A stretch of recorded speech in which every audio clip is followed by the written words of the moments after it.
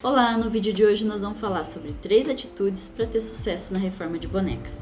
Meu nome é Fátima Melotti, eu sou especialista em reforma de bonecas. Começando num trabalho novo de empreendimento, de artesanato, a gente sempre começa pequeno, mas a gente tem sempre um olhar, uma visão, um objetivo de que isso prospere, de que a gente alavanque o nosso negócio, o nosso empreendimento e que a gente consiga o foco maior que é, além do faturamento, ter esses clientes que propiciem isso. Então, independente do começo que a gente está, ou se a gente já tem experiência, a gente já está bem ali no nosso trabalho, esses 3 aspectos são muito importantes para que ele fortaleça e dê robustez ao nosso trabalho. Então, a primeira coisa é que a gente avalie realmente e veja se aquilo que eu faço, eu sou dedicada, eu respiro isso, eu tenho prazer nisso, eu tenho paixão. Quando a gente tem isso, a gente está sempre buscando aprimorar e melhorar. Eu já venho de um outro tipo de trabalho, era professora, trabalhava na educação, trabalhava concursada no sistema público, totalmente diferente daquilo que eu faço hoje.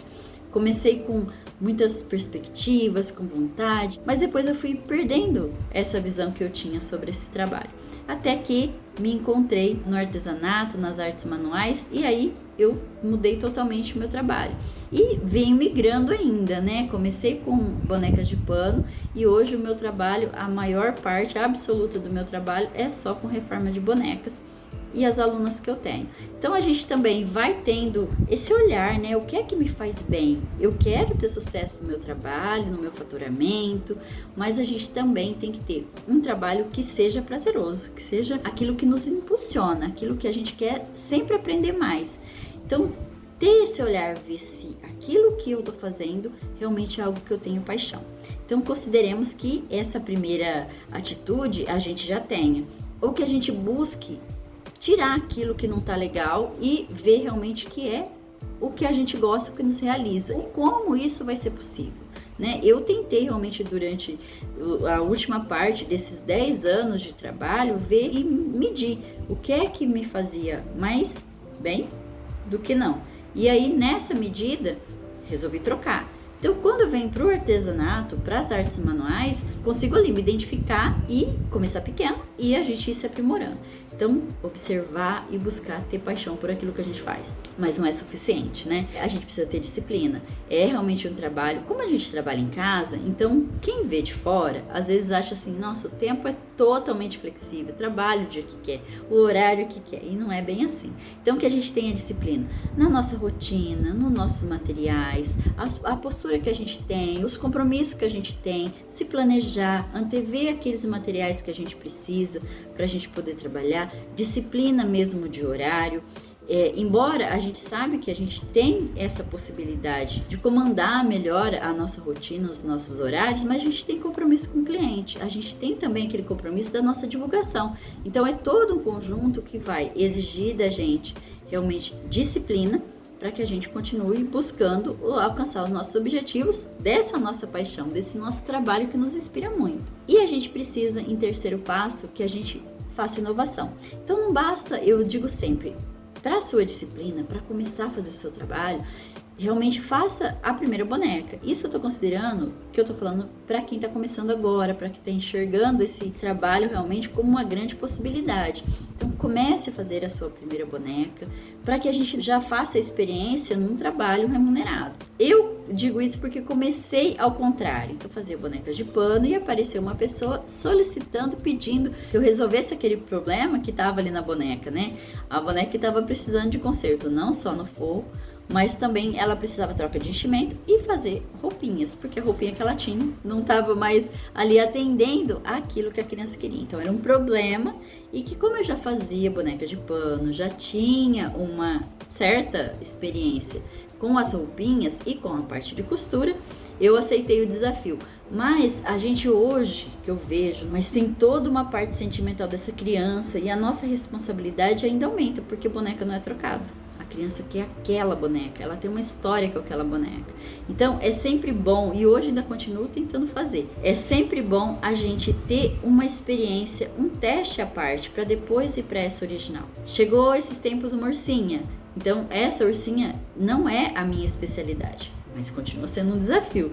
Então, já tinha feito outras e como começar a proceder a trabalhar numa ursa totalmente diferente, que isso vai ser muito comum quando a gente trabalha com bonecas. Elas podem ser da mesma marca, mas tem sempre necessidades diferentes e é esse olhar que a gente tem de ter. Tenho experiência, sei como fazer isso, mas eu posso fazer alguns testes antes, porque o treino, a gente não é dom que a gente tem, é treino, é persistência, é constância nisso que a gente faz.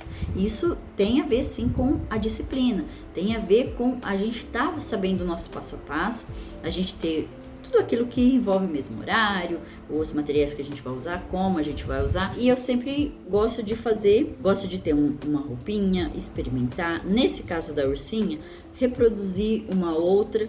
Fiz lá como era o pedido da cliente para depois ir para a original. E isso serve também quando a gente começa. Tem uma primeira boneca, seja sua, seja de um vizinho, faça uma parte de doação, mas que a gente tenha realmente um treino antes de ir realmente para a boneca da cliente. E a cada boneca que chega, você faz todo um diagnóstico, já tem aquilo da foto, mas faz um diagnóstico ali no material em si, no produto que é a boneca. E aí a gente vai tendo também insights de como que a gente pode ir para a terceira, que é inovar. Não precisa ser nada mirabolante, nossa, vou fazer algo totalmente que nunca teve nessa boneca, e aí a gente fica pensando. Não, o inovar é você. Entendeu a história que essa cliente trouxe? Entendeu a solução que ela precisa? Vai fazer um detalhezinhos. Esse da ursa, ela veio já num material que estava bastante danificado, que era o corpinho dela de tecido, e eu tirei a palavrinha que estava ali, o nome da ursinha, e coloquei numa bolsinha, para ficar esse momento eternizado. Não bastava que ficasse na lembrança, mas precisava, a meu ver, que ficasse ali, e foi uma surpresa para elas. Certamente, elas não tinham nem imaginado em pedir para deixar aquele nome, mas a gente entendendo a história da pessoa, que foi escrito ali quando a criança ia na antiga creche, a filha da dona dessa ursinha. Então, já estava ali muito na memória como era escrita, a história de quem escreveu, quando escreveu, por que escreveu, quantas vezes eles puseram esse olhar ali no nome dessa ursinha. Mas isso daí pôde ser resgatado, né? Porque a gente já tem uma disciplina e um passo a passo de como trabalhar. A gente tem paixão nisso que a gente faz.